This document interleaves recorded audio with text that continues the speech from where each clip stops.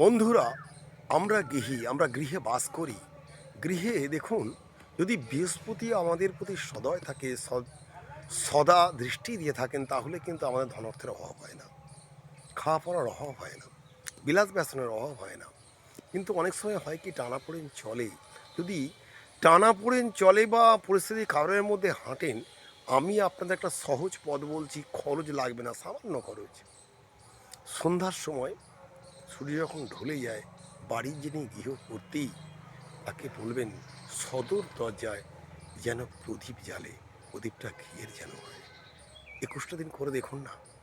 বিগত দিনে আপনারা যারা ভিডিওটা আমার দেখছেন, দিদিমা ঠাকুমা যদি থাকে জিজ্ঞেস করবেন, সদর দরজায় প্রদীপ প্রতি বাড়িতে জ্বলতো, আজকে জ্বালা হয়নি, আজকে ব্যস্ততার যুগে করা হয়নি। কিন্তু আপনি করে দেখুন, 101% রেজাল্ট পাবেন। প্রত্যেকে ভালো থাকুন, আনন্দ থাকুন। নমস্কার।